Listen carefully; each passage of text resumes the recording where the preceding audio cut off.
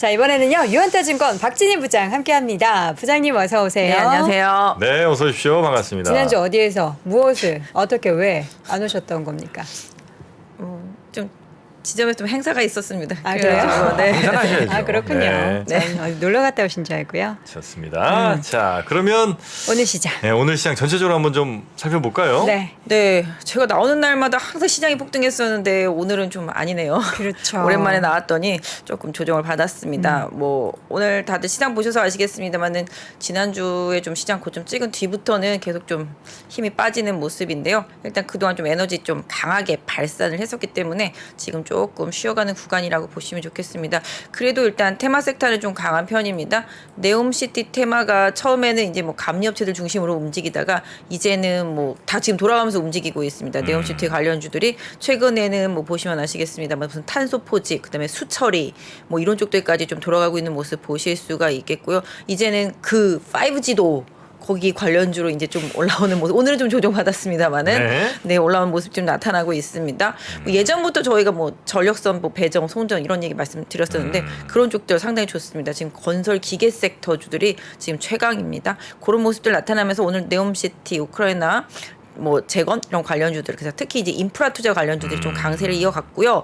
또 오늘은 조금 뭐 시장 전체적으로 보면 이제 아시다시피 이제 뭐 플랫폼이라든지 이런 성장주, 기술주 섹터주들이 좀 많이 약했었습니다. 그런 흐름들이 좀 있었고 오늘 좀 종목별로 들어간다라면은 LG화학이 이제 미국의 양극재 공장 건설한다는 얘기가 나오면서 좀 오늘 좀 장 초반에 좀 강하게 올랐었는데요. 후반에 조금 탄력이 떨어지긴 했습니다. 하지만 전체적으로 좀 2차 전지 섹터 전반이 좀 약한 모습. 여기도 약간 좀 기운이 좀 딸리고 있다. 탄력이 좀 떨어지고 있다. 소재 쪽들도 그렇고요. 그런 모습들이 좀 나타나서 이따 한번 살펴보시면 되겠고요. 네. 또 아침 장식 초가부터 메리츠 금융지주가 이제 자회사 합병 이슈로 해서 그냥 올 상한가 갔습니다. 그렇죠. 메리츠 증권이랑 메리츠 화재 그 얘기도 이따 좀 한번 나눠보도록 하고요. 그러다 보니까 또 오늘 지주회사 관련주들이 또 다 강세를 보이는 그런 모습이 좀 나타났습니다. 뭐 두산이나 뭐 DL이나 뭐 LS 같은 경우도 좀 강세를 보였고요. 지난주에 이제 로봇 ETF 이제 드디어 이제 올라섰는데요. 그 뒤부터 계속 꾸준히 초강세 보여주고 있습니다. 오늘도 로봇 ETF 혼자 좀 강세를 보였다. 지난주 목요일, 금요일 계속 강세 보여주면서 로봇 쪽들이 초강세를 보였는데요. 오늘도 좀 초강세 나타났다라고 보실 수가 있겠고요. 그 다음에 뭐 아까 말씀드린 대로 뭐 플랫폼 게임 섹터주들도 또 중국 영향 또 이제 코인 시장 좀 상당히 안 좋잖아요. FTX 문제 때문에 또 그런 이슈들도 좀 어우러지면서 이쪽 섹터 좀 안 좋았고 중국 관련 소비주들 그 다음에 리오프닝 섹터주들 상당히 좀 안 좋은 모습입니다. 뭐 시진핑도 격리설이 나타날 정도로다가 네, 중국의 좀 흐름이 안 좋기 때문에 이런 부분들이 영향을 좀 많이 줬습니다. 장 초반에는 좀 중국, 홍콩 안 좋았었는데요. 그러다 좀 반등하는 텐데 후반에 가서 다시 또 안 좋아지면서 시장에 좀 영향을 많이 줬다라고 보실 수가 있겠고 전체적인 섹터에서는 뭐 조선주, 해운주가 조금 반등하는 모습 좀 나타났다라고 좀 보실 수가 있겠습니다. 네. 자, 우리 하나하나 볼 때는 오늘 그래도 역시 주인공은 메리츠 아닙니까? 메리츠? 그쵸. 메리츠 이게 이렇게 상한가 갈 이슈인 거예요? 아니, 이걸 보면서 얼마나 우리 투자자들이 네. 우리나라 국내 주식 시장의 그 지배 구조에 대한 불만이 많았는가? 이 분노의 상한가 아닌가? 그런 생각이 살짝. 뭉치면 산다. 그러니까 이제 그동안 얼마나 그 분할 상장으로 얼마나 열받았습니까? 근데 이렇게 또 그 반대로 가는 선택을 하는 회사들에 대해서 이렇게 해야 니네 회사도 살 수 있다. 이걸 좀 보여주려고 그랬을까요? 그러신 게 아닌가? 아니에요? 뭔가 아니 의미심장하신데요? 뭐 맞는 말씀이시기도 합니다. 네. 근데 사실 메리츠 금융 지주가 네. 이제 메리츠 증권이랑 이제 화재를 이제 완전자회사로 이제 합병하는 거죠. 그 전에는 한 뭐 53%, 뭐 59%, 뭐 요 정도씩 가지고 있었는데요. 이제 완전자회사로 합병하기 위해서 보면 아시겠지만 이제 완전자회사로 합병을 하려면 주식을 매수를 해줘야 되잖아요. 그러니까 주식 매수 청구권이 발생할 수 있고 그 다음에 주식 매수에 응하지 않으시는 분들 같은 경우는 주식을 교환해주게 되는 거죠. 메리츠 금융지주로. 이렇게 두 가지 길로 가게 되는데요. 실질적으로 이제 메리츠 금융그룹이 이제 수익이 상당히 좀 잘 나는 편이죠. 그 다음에 이제 지금 오늘 상당히 강했던 건 이제 배당을 갖다가 순수익 나는 당기순이익의 한 50%를 배당이든 주식 매입 뭐 소각이든 다 이런 쪽으로 해서 주주들한테 환원하겠다 이러니까 환호한 부분이 분명히 있을 거라고 보여지고 있습니다. 근데 네. 사실 오늘 아침에 레포트 나올 때는 이제 금융지주가 이걸 좀 매수하려면 돈이 들어가니까 뭐 그다음에 좀 주가가 희석이 되잖아요. 금융지주 자체로 보았을 때는. 그죠? 당연히 주식수가 늘어나니까. 그래서 주가가 한 6% 정도 좀 할인 요인이 발생한다 이랬는데 뭐 이런 거 무색하게 다 상한가에 갔습니다. 네. 근데 그 이유를 좀 찾아보시면 답이 나오는데요. 공매도에서 좀 답을 찾을 수가 있습니다. 공매. 네. 공매도. 공매도는 일단 주식을 빌려와서 매도를 친 거잖아요. 네. 나중에 사서 갚아줘야 되잖아요. 근데 이게 지금 다 없어지게 생겼잖아요, 주식이. 그러니까 빨리빨리 사는 빨리 사서 거군요. 갚아야 되잖아요, 지금. 아. 근데 이게 주가가 올라가면 더 비싼 가격에 사야 되잖아요. 네. 근데 그러다 보니까 이게 지금 오늘 쇼커버링 매수세가 강하게 들어오면서 지금 상한가에 들어간 것으로 보여지고 있습니다. 사실 지금 주가가 오늘 다 급등을 했기 때문에 매수 청구가, 예상 매수 청구가라든지 그다음에 교환 가격보다 다 높습니다. 일단 무슨 얘기인지 아시죠? 그러니까 예전에 보면은 누가 뭐 매수 청구권을 행사한대 그러면 지금 주가가 매수 청구권보다 낮으면은 그 사가지고서 그 매수 청구를 시키면 차익이 발생하잖아요. 네. 그게 가능했는데 지금 주가 현재로만 봤을 때 나중에 뭐 빠질 수도 있지만 현재로만 봤을 때는 전부 다 지금 매수 청구나 매수 청구에 이제 응하지 않을 가격인 거죠. 지금 주가 너무 급등했으니까. 네. 대신에 이제 교환 가격으로 봤을 때 주식을 이제 비싸게 사신 분들 만약에 라고 본다라면은 교환 가격이 오히려 또 손해가 되는 거잖아요. 매수 청구가가 나왔습니까? 네. 예상 매수 청구가가 있어요. 얼마예요? 증권은 4,109원, 네. 화재는 32,793원. 네. 네, 그다음에 교환 가격 같은 경우는 증권은 4,361원. 그리고 화재는 34,342원. 이거는 뭐 예상이라서 바뀔 수는 있는데요. 일단은 그 확정되는 날짜가 주주 확정일이 증권은 내년 2월 3일이고요. 화재는 내년 1월 30일입니다. 그래서 그때 기준으로가 주주 확정이니까 그때까지 뭐 주가 행보를 좀 보시면서 나는 뭔가 뭐 그거 교환이라든지 뭐 매수 청구를 해서 수익을 볼 수 있는 가격대까지 혹시 내려온다라면은 그걸 좀 하시는 분들도 사실 계시잖아요. 그러니까 그런 부분은 고려해 볼 수 있겠는데 일단은 증권 같은 경우는 한 주당 0.16주를 주고요. 지주를. 화재는 한 주당 1.26주를 배정을 합니다. 또 그거 화재랑 증권 가지고 계신 분들은 잘 생각을 해보셔야 될 것 같아요. 한 주당? 주당. 네. 그러니까 화재 한 주를 갖고 있으면 금융지주 1.26주를 배정을 해주고요. 네네네. 그다음에 증권 한 주를 가지고 있으면 금융지주 0.16주를 주는 거죠. 0.16주. 네, 이거 맞습니다. 그럼 팔 때 애매해지겠는데요? 왜요? 매도할 때 내가 만약에 증권 한 주 가지고 있으면 0.16주면 0.16주 어떻게 팔아요? 아, 한 주만 가지고 계신 분이 계실 아니 뭐 한 지도 10주, 있겠지. 10주면은 20주 이렇게 가지고 있으면 딱딱 떨어지지가 안 떨어지죠. 않잖아요. 그런 거는 나중에 그 금액으로 아마 계산해서 아마 떨어질 겁니다. 네, 증권사에서 저희. 뭐 그런 뭐 알아서 좀 처리는 네, 해주겠죠. 왜냐면 그거는. 끝전 같은 경우는 네. 뭐랄까요, 그 현금으로 계산해서 주거나 아마 그럴 거예요 아마. 네. 근데 이게 뭐 4천 얼마 아까 그 매수 증권 같은 경우 얘기해 주시면 그게 이제 아마 예상 매수가라고 본다면 네네, 매수 그보다 정가. 지금 훨씬 올라가 있잖아요. 그렇죠, 그렇죠. 그러면 매수 청구를 하질 않겠죠. 갖고 계신 분들은 당연히 오히려 교환을- 팔려고 하겠죠. 그러니까 이게 주식이 근데 올라가면 누구한테 팔아요. 예. 시장에서 팔겠죠. 근데 예를 들어서 지금 주가가 올라가면 5,800원인데 5,870원인데 네.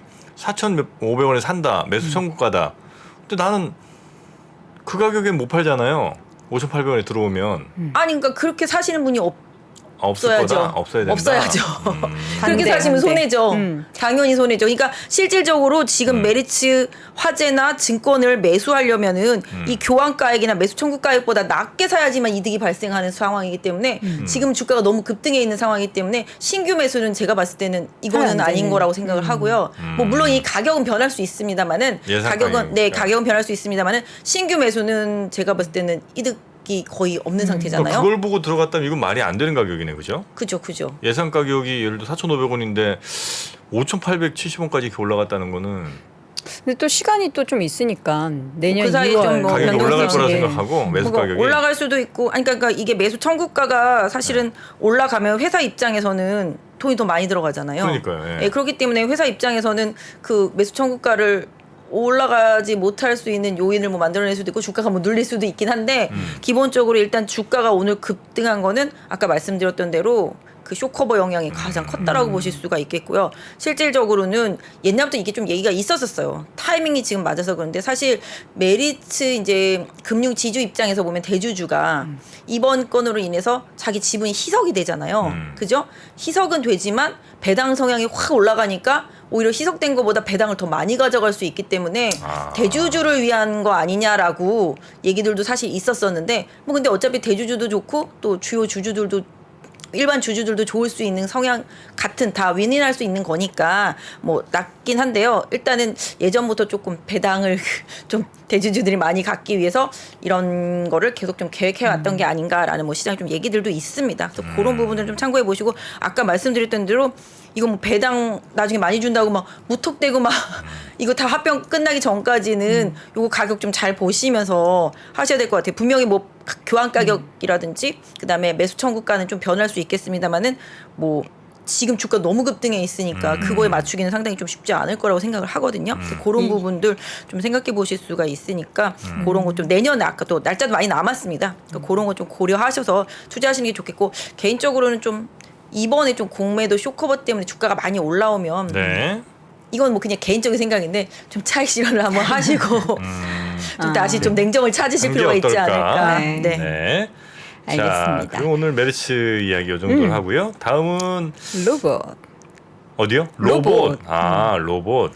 로봇 ETF 우리가 최석현 본부장님과 함께 이야기 나눴었잖아요. 예, 근데 몇 이제 달 전이죠, 그게. 실제로 네. 이렇게 편입된 종목을 봤을 때 이런 뭐 우리 작은 정말 로봇 관련된 기업들 외에 대기업들이 워낙에 많아서 그쵸. 이거 로봇맛 ETF다 뭐 이런 얘기를 했었는데 네네. 수급 들어오는 거 보면은 계속 수급이 로봇 관련된 네. 종목으로 외국인 기관 네, 뭐 맞아요. 다 들어와요. 특히 기관 쪽에서. 지난주에 이제 설정한 이후로 이제 계속 들어오는데 저도 이제 이거에 맞춰가지고서 이제 관련주들을 이제 투자를 하고 있는데 예전에도 저희 로봇 얘기 상당히 많이 했었잖아요. 네. 그때도 이제 뭐 로보티즈 이제 선호 말씀드렸었는데 그 로봇 ETF 보면 아시다시피 이제 90% 이상이 거의 다 대형주로 되어 있습니다. 근데 이제 일부 나머지를 갖다가 또 중소형주를 채우는데 그렇다 하더라도 사이즈가 있기 때문에 그 중소형주 단에선 편입할 때 수급이 상당히 강하게 들어오거든요.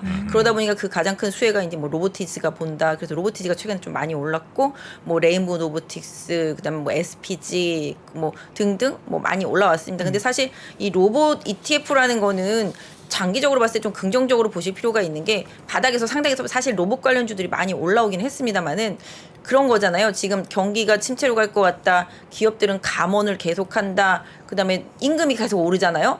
그래서 지금 인건비가 상당히 오르고 있기 때문에 이 부분이 부담이 된다. 그다음에 고령화 시대가 돼서 일할 사람이 없다. 이런 부분들 다 고려해놓고 본다라면은 결과적으로 2차 전지나 로봇은 다 같은 우상향 방향이다라고 보시는 게 맞을 것 같아요. 그래서 일단은 뭐 종목 하나하나에 자신이 없다면 뭐 ETF 투자를 직접 하시는 게 좋겠지만 뭐 개별 종목에 좀 자신 있으시다라면은 뭐 로봇 관련주들은 좀 좋은 기업 선별해서 좀 시장이 조정 올 때 또 투자를 한번 해보시는 것도 나쁘지는 않다. 다만 이제 단계 최근에 좀 많이 올랐으니까 네. 가격적인 부분들은 조금 고려하시는 게 좋겠습니다.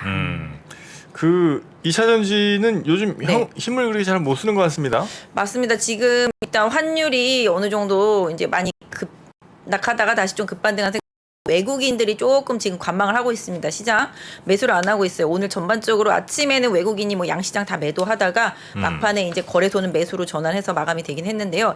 2차 전지가 좀 뭐랄까 에너지 발생이 좀 많이 단 상태고요. 가격적인 메리트가 좀 많이 떨어질 정도고 또 시총이 크기 때문에 일단 좀 지금 주춤한 상태. 그러니까 특히 장중에 보시면 아시지만 지수 선물이랑 2차 전지 종목들 방향성이 거의 비슷하게 움직임이 많거든요. 시총이 크고 또 원래 주요 종목들이 좀 많다 보니까 그래서 지금 보시면 소재 쪽들도 최근에 뭐 리튬 그다음에 니켈 이런 쪽들까지 돌아서 이제 중소형주 올랐고 그다음에 뭐 지금 제가 생각할 때는 그나마 2차 전지 쪽에서 좀 덜 올랐다 앞으로 간다 한다라면은 내년엔 장비다라고 생각을 하고 있습니다. 지금 오늘 LG화학도 공장 건설한다고 발표를 했잖아요.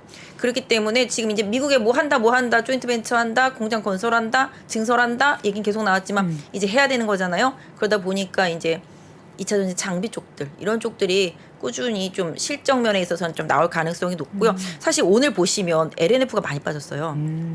LNF가 상당히 많이 빠졌는데 뭐 이유는 저는 저 왜 빠지나 딱 봤는데 안 봐도 알겠더라고요. LG화학이 지금 미국에다 지금 지른 거잖아요. 네. 지르다 보니까 지금 LNF 지금 미국에 조인트 벤처 하겠다, 뭐 투자한다, 뭐 이렇게 얘기 계속 했었잖아요.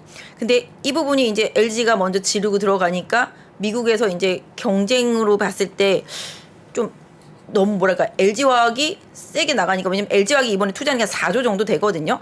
4조 정도 되고 2025년에 3만 톤, 2027년에 한 12만 톤. 이게 한 12만 톤 양극재라고 한다라면은 전기차 120만 대 분이라고 그러거든요. 그러니까 이제 먼저 치고 들어갔습니다. 그래서 일단은 LG화학이 이제 시장에서 이런 생각하는 거죠. 4조 어디 있냐, 뭐 이렇게 얘기 나올 수 있겠죠. 지금 LG화학이 지금 현금 보유가 한 1조 정도 됩니다. 그럼 4조 어디 있냐 그러면은 어떻게 하실 것 같으세요? LG화학 입장이라면은 빌려다 해야죠. 빌려요? 투자 받아야죠. 뭐 증자하나요? 아니 다른 그럼 생각은 어떡해? 없으실까요? LG화학이 네, LG화학 입장이라면 어떻게 할까요? 미국 내에 있는 기업과 뭐 벤처를 또 만듭니까? LG화학이 LG화학 입장에서 4조가 들어가는데 지금 현금이 1조가 있어요. 네. 나머지 3조는 어떻게 할 가능성이 높을까요? 내가 LG화학이라면은 1조를 빨리 코인 시장에 투입해갖고 4조로 벌려야지. 지금요? 그 1조가 1,000만 원 되는 거 아니에요? 혹시 그러다가? 그건 뭐 나중에 일이니까요. 계약금만 이렇게 넣어놓고 가장 나머지는 간단한 방법이 있습니다. 네. 뭐예요? LG 에너지 솔루션 블럭 딜을 하면 됩니다. 주가 상당히 많이 올랐잖아요. 오. LG 에너지 솔루션 80%를 가지고 있잖아요. 그럼 물량이 또 LG화학 추가될 수 입장에서는 있겠네요. 그죠? 그래서 그 얘기를 많이 해요. 지금 시장에서는 네. LG화학이 곧 저거 투자금 때문에 LG 에너지 솔루션 지분을 블록딜할 그러니까요. 가능성이 지금 있다. 딱 그러네. 으라차차님이 엔솔 주식 팔면 되지. 네네. 그럴 가능성이 상당히 높습니다. 그리고 이제 뭐 그렇다 하더라도 뭐 시장에 이렇게 바로 흘러나오기보다는 블록딜, 왜냐하면 지금 LG 에너지 솔루션을 담고 싶어하는 외국인도 워낙 많았었기 때문에 네. 근데 이제 시가총액이 크고 워낙 유동 물량이 없기 때문에 못 담아서 이제 주가가 많이 올랐었거든요. 근데 일단 그 물량이 나올 수도 있다라는 생각은 좀 하시고 보셔야 돼요. 그러니까 LG 화학의 자금이 계속, 왜냐하면 LG화학이 요 양극재만 할 게 아니라 앞으로 또 분명히 밑에 따라 들어가는 소재들을 할 거거든요. 왜냐하면 그래야지만 이렇게 쭉 라인이 맞습니다. 일렬로. 그래서 계속 투자를 계속 진행할 거기 때문에 LG화학 돈 들어갈 일이 계속 앞으로 많이 생길 수밖에 없는 상태거든요. 그래서 그런 부분들 고려한다라면은 LG 에너지 솔루션도 어느 순간에는 분명히 블록딜로 일정 부분 좀 나올 수 있다. 뭐 이런 생각은 좀 살짝 해보시면서 항상 좀 매의 눈을 뜨고 보셔야 되지 않을까. 근데 이게 한꺼번에 4조를 쏘는 건 아니잖아요. 2025년 양산 시작해서 2027년에 그 최종 목표인 12만 톤, 연 12만 톤이니까 아니 근데 나눠서.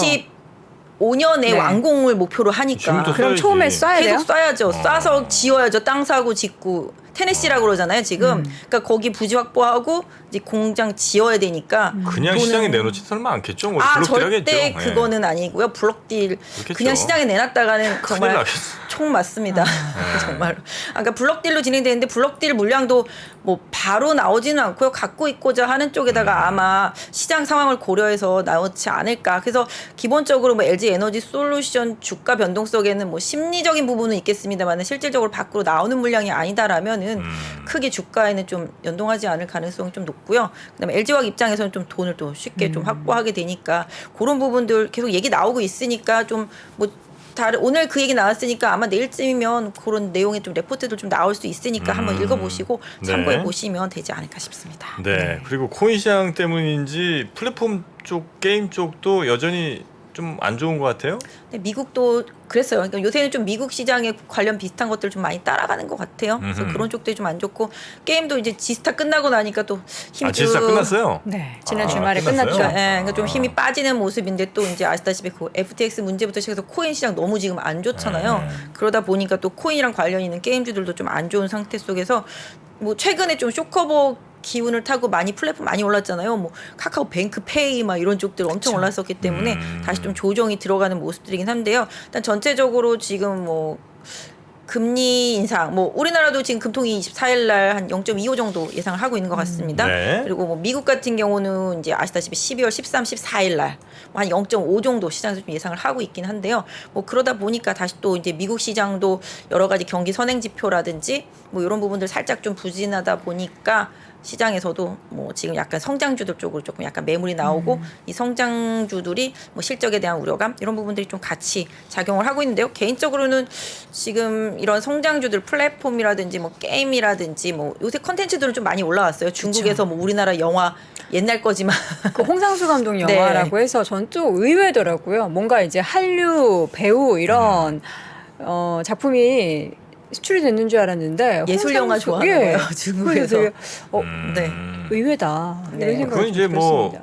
그 우리 이렇게 한한령 아니다라는 명분만 세워주고 실질적으로는 뭐 파워 없는 이런 걸 노린 거 아니에요, 중국이? 그럴 수도 있고요. 그래서 지금 전체적으로 네. 그냥 느낌만 한알령 아니 뭐 한알령 해제한 건 아니고요. 그죠? 옛날부터 원래 중국은 한알령이라는 거 자체가 공식적으로 없다고 없죠. 그런 거잖아요. 예, 예. 아무튼 뭐 그거 빌미해서 반등하긴 했었는데요. 뭐 실질적으로 뭐 좀 많이 시간이 걸리겠죠. 뭐 이제는 뭐 그 영향권에서 이제는 뭐 마음은 비어져 있잖아요, 이미.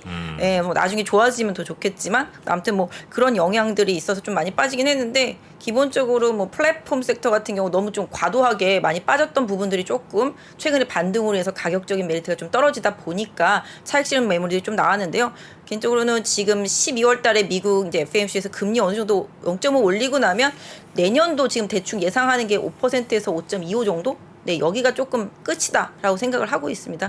그러면 이제 성장주들도 더 이상 금리 인상에 대한 공포에서 조금 완화될 수 있는 시간이 다가오기 때문에 플랫폼 주식 중에서 좀 확실히 좀 괜찮은 주식, 뭐 컨텐츠 중에서 괜찮은 종목, 뭐 엔토도 마찬가지가 되겠고요.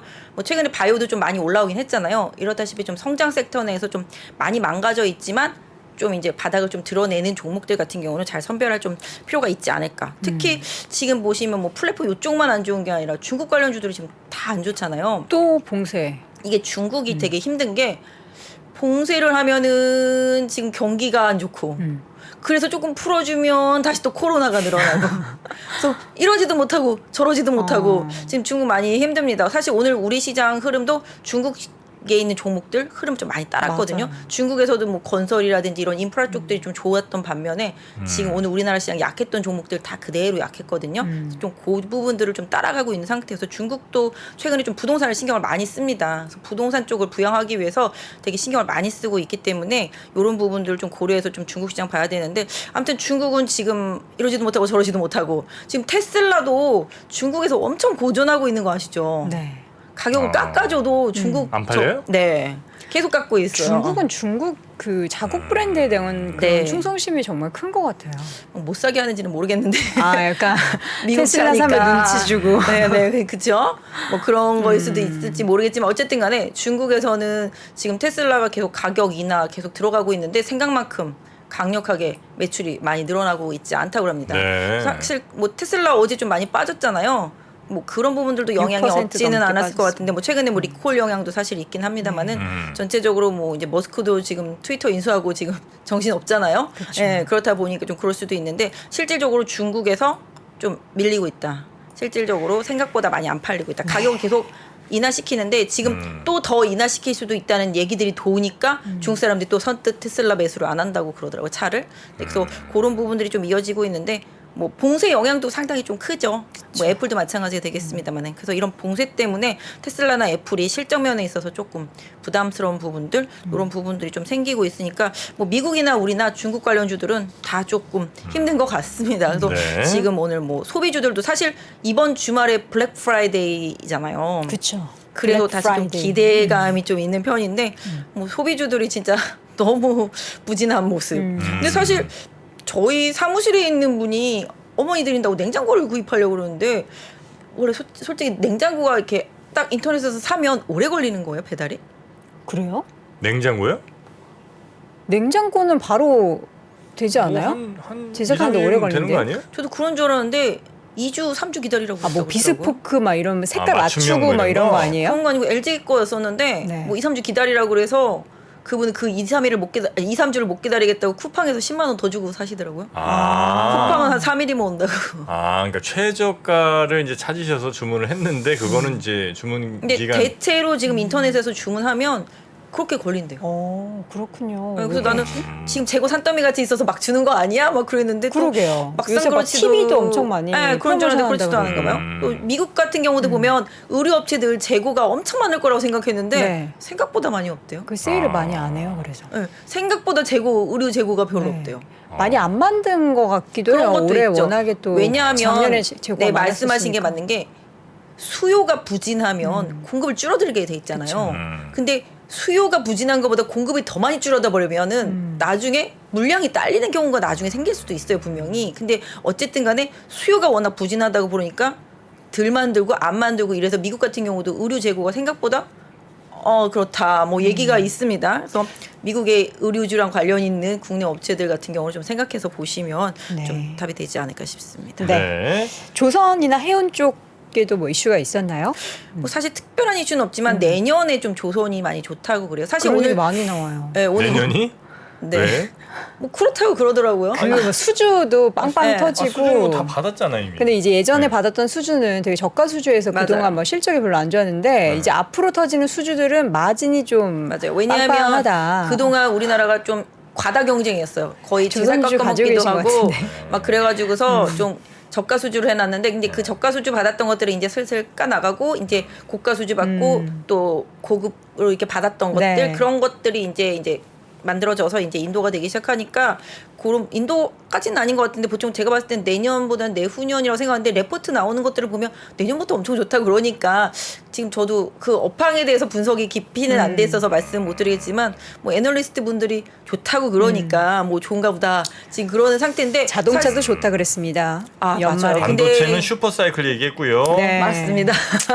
그러니까 이게 모든 분석이라는 게 틀릴 수밖에 없는 것 같아요. 아. 자동차도 지금 IRA 때문에 그런데 내년에 또 매출 좀 준다 그러잖아요, 자동차. 그래서 지금 요새 자동차들이 비실거리고 자동차 부품주들이 또 비실거리고 뭐 이렇게 있는 상태인데 항상 예상은 그래요. 또 반도체 최근에 또 바닥 찍고 반등할 때는 내년 2분기부터는 좀 풀린다 뭐 이런 얘기도 했었는데 가봐야 아는 거죠, 사실은. 어차피 경기랑 같이 가는 게 반도체이기 때문에. 근데 확실히 반도체가 안 좋은 건 맞는 것 같아요. 예전에 보면 DB 하이텍 같은 경우가 가동률이 거의 풀로 돌아갔었거든요. 코로나 때도 그렇고. 그래서 DB 하이텍이 가장 리스크가 뭐였냐면 증설 안 하는 게 리스크였던 회사였었거든요. 왜 증설을 안 하냐? 근데 그 회사 대표가 항상 그랬잖아요. 증설했다가 업황이 안 좋아지면 어떡할래? 뭐 이런 느낌이었었거든요. 근데 지금 그렇게 했던 DB 하이텍의 가동률이 100%가 아니라 지금 92%대라고 그래요. 그러니까 그 정도로 파운드리 줄을 서시오 했던 업체들도 그 정도가 되니까 반도체가 안 좋은 건 좀 확실히 맞는데 사실 반도체가 업황이 좋아지려면 모바일이나 PC 이런 쪽들이 좋아져야 되거든요. 근데 사실 그쪽이 좀 더 안 네. 좋고 그러다 보니 어쩔 수가 없는 상황인 것 같긴 한데요. 뭐 하여튼 반도체도 그렇고 예전에 근데 그랬어요. 조선주도 사이클 끝났다 근데 그 뒤에 슈퍼 사이클 해가지고 엄청 갔었거든요. 그러니까 이게 예상이라는 건 항상 좀 바뀌게 마련인 것 같아요. 근데 오늘 좀 유가가 빠져서 조선주가 갈 일은 사실은 없었는데 오늘 좀 올라오더라고요. 그동안 좀 조정도 많이 받았고 가격 메리트도 조금 있었던 것으로 보여지고 있습니다. 그래서 해운주 같은 경우가 지금 뭐 선사 머스크 같은 경우도 내년에 뭐 안 좋다고 얘기하잖아요. 그런데도 불구하고 최근에 좀 바닥에서 올라온 것처럼 뭐든지 안 좋다고 할때 한 바닥인 것 같고요. 주가는 항상 좀 6개월 전에 좀 선행을 하는 경향이 있기 때문에 네. 미리미리 조금 움직이는 경향이 좀 있는 것 같아요. 그래서 조선주 같은 경우 저도 그동안 조금 차트도 안 좋고 모양새도 안 좋아서 좀 많이 쉬었었는데 지금 뭐 바닥이 대충 좀 나온 것 같긴 한데 그렇다고 뭐 공격적으로 매수할 필요까지는 없는 상황이다라고 좀 일단은 보여지고 있고요. 바닥을 좀 잡아나가는 과정. 왜냐하면 그동안 철강 가격도 사실 후판 가격도 많이 올랐었고 환율도 좀 그랬었기 때문에 그런 부분들이 조금 있었습니다. 네. 그래서 그런 부분들 좀 고려하시면서 천천히 보시고 오히려 경기 민감 주단에서 본다라면은 네옴시티랑 연결해 있는 쪽에서 아시다시피 지금 기계 섹터 장난 아니잖아요. 현대건설기계는 52주 신고가. 네. 다른 기계주도 마찬가지. 그다음에 뭐 배전, 송전 업체들도 다 급등하고 있는 상태인데 그 중에서 조금 안 간 거 찾아보면은 뭐 사실 지금 철도도 이제 움직이고 있고요. 그다음에 뭐 지금 수철이라든지 뭐 아까 말씀드린 5G라든지 이런 것들까지 다 움직이고 있는데 궁극적으로 오늘은 뭐 모듈 주택 얘기도 좀 나오면서 관련주들이 움직였는데 궁극적으로는 좀 건설주들도 지금 많이 힘들긴 한데 건설한테도 좀 돌아가면서 좀 기회가 올 수 있지 않을까 뭐 이런 생각으로 좀 보시면 네. 좀 답이 되지 않을까 싶습니다. 요즘에 약간 건설 쪽을 조금 관심 있게 보시는군요, 우리 부장님께서. 저는 그렇게 보겠습니다. 국내는 사실 좀 건설 많이 안 좋잖아요. 제가 좀 최근에 막 이렇게 뭐 미분양도 많이 나오고 부동산 안 좋다고 그러고 사실 지금 롯데그룹주들이 난리잖아요. 네. 롯데케미칼부터 시작해서 다들 돈 퍼줘야 되는데 지금 롯데건설이 지금 당장 뭐 9조인가? 8조인가 뭐 내년에 뭐 필요하다 막 이런 얘기도 전체 뭐 PF 금액은 뭐 23조 얘기도 막 나오고 있습니다만은 그래서 뭐 호텔 지분도 팔고 그래서 롯데가 계속 이제 건설 부분 지금 대기업들 중에서 이제 건설을 끼고 있는 회사들은 다 지금 좀 자금적인 부분에 있어서 좀 부담이긴 한데요. 뭐 지금 금리가 아까 말씀드린 대로 내년 5.2, 뭐 국내로는 뭐 4점대가 되겠습니다만은 뭐 그런 정도라면은 건설도 그 시기. 근데 사실 이런 거잖아요. 건설이 국내 건설만 있는 건 사실 아니잖아요. 뭐 물론 국내 건설사 중소형사들은 좀 힘들 수가 있겠고요. PF 많이 있는 기업도 좀 힘들 수가 있겠는데 제가 볼 땐 대기업들은 금액을 마련하는 거는 충분히 좀 가능한 수준이 아닐까 싶고 해외 쪽으로만 본다라면 현대건설 뭐 삼성물산 특히 현대건설 좀 좋을 것 같아요. 현대건설 같은 경우는 뭐 중동 쪽 사우디 쪽 이쪽도 괜찮을 것 같고 원전이라든지 이런 부분들이랑 나중에 우크라이나 재건까지 연결하면 제가 봤을 때는 건설도 최악은 지나고 해외 쪽에 좀 집중할 수 있다라면은 내년 상반기에 보면은 결국은 인프라 투자라든지 재건 쪽 그다음에 네옴시티 관련주들 중에서 실질적으로 좀 수혜가 되는 기업들 쪽이 네. 실적을 가지고 좀 움직일 수 있지 않을까 싶습니다. 네. 알겠습니다. 자, 하여튼 우리 박진희 부장님의 굉장히 많은 정보들, 뭐 시간은 다른 분보다 짧을 수 있으나 그 정보량은 결코 적지 않다는 그쵸. 거, 네, 여러분 꼭 알아주시고요. 네. 우리 박진희 부장님과는 이 정도에서 오늘 정리하도록 하겠습니다. 네, 우리 박진희 부장님 오늘 고생 많으셨고요. 다음 주에 네, 뵙겠습니다. 감사합니다. 고맙습니다. 네. 보시면 이제 여기 다이어리가 떡상내를 네, 다이어리가 들어 있습니다. 작년에 다이어리를 출시해 여러분과 함께 모은 다이어리 판매금을 청소년의 자립을 지원하는 데 전액 기부했었는데요. 올해도 2023년 다이어리와 함께 따뜻한 연말을 만들어 보려 합니다. 3프로TV 다이어리와 2023년의 시작을 이웃과 함께 나눠보시기 바랍니다. 자세한 구매 방법은 영상 하단 댓글을 확인해 주십시오.